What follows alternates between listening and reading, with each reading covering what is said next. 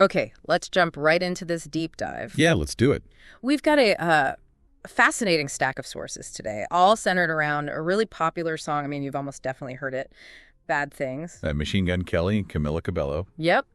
And the sources we have, they give us a few great ways to dig in. They do. We've got the lyrics straight from the official music video, like a YouTube transcript. Okay. And maybe more importantly, there's a Genius lyrics page.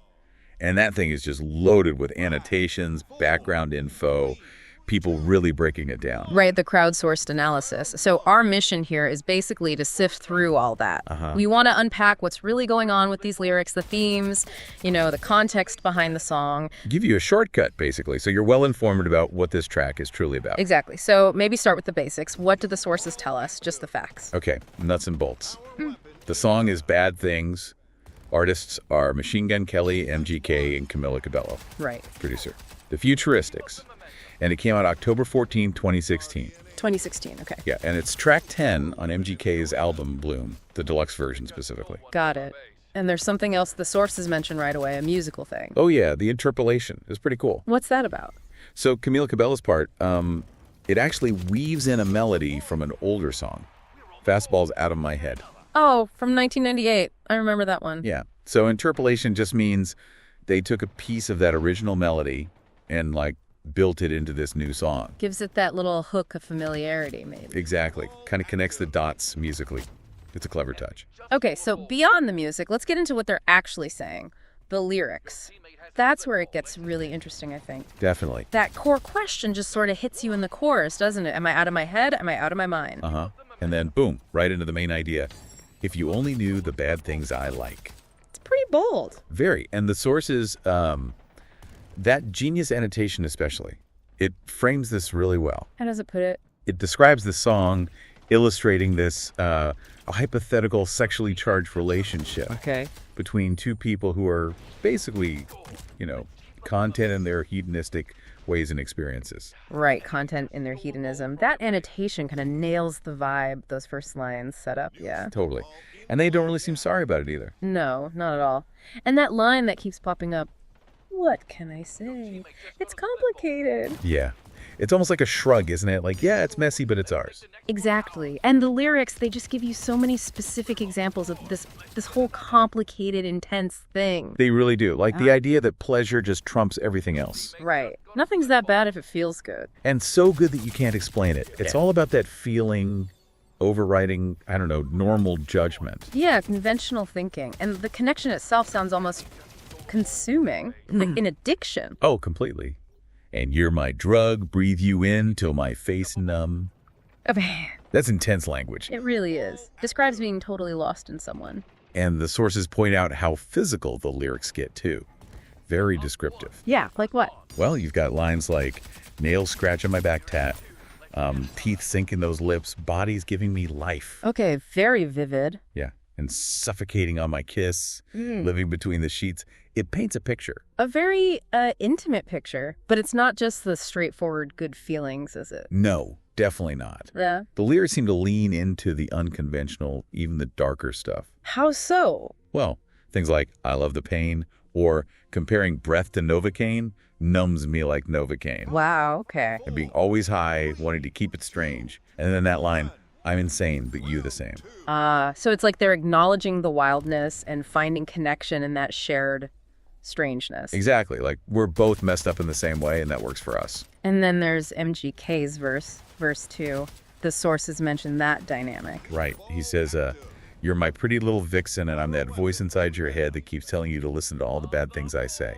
So he's positioning himself as maybe the corrupter, the darker influence. Kind of seems that way, yeah. Like he's leading her into this bad things world. Then there's that pre-chorus, I want you forever, even when we're not together. That's interesting. It is.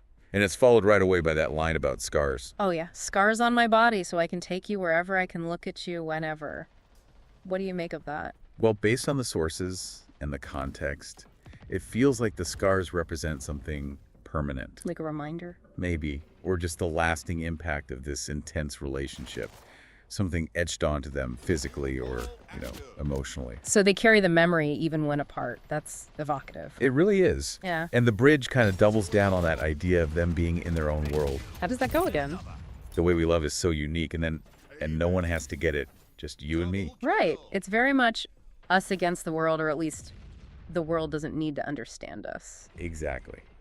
Very self-contained. So beyond just interpreting the lyrics, the sources also give us some direct thoughts from the artists, right? Yeah, which is great context. There's a Q&A section mentioned on the Genius page. Oh, cool. What did they say? Like Camila Cabello?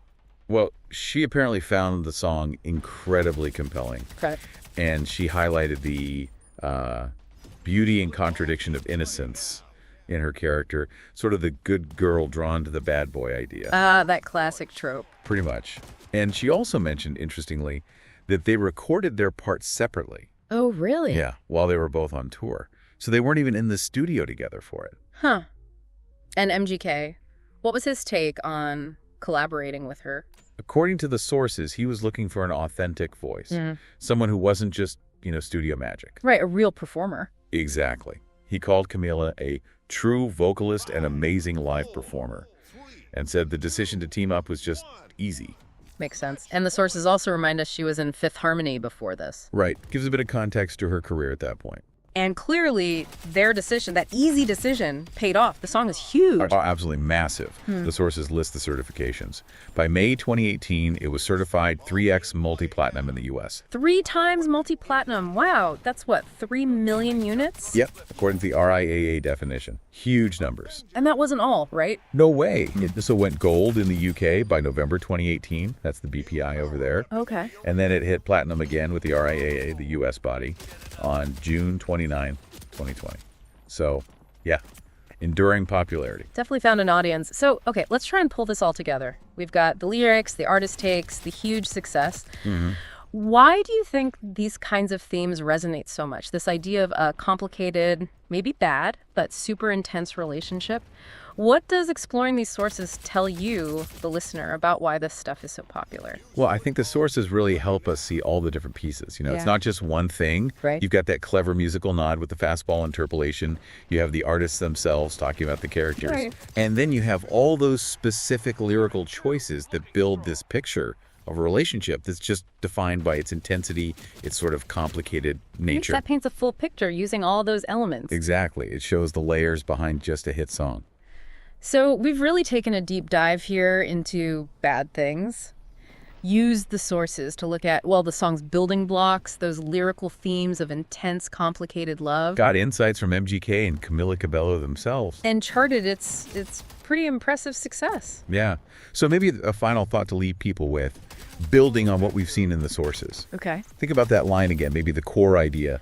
Nothing's that bad if it feels good. Right, that justification based on feeling. What does that perspective really suggest about how the characters, at least, value things? How they define their experiences? And maybe ask yourself, is the fact that it's complicated, that it involves these bad things, is that actually part of what makes it compelling? Is that what the song is hinting at? Something to mull over?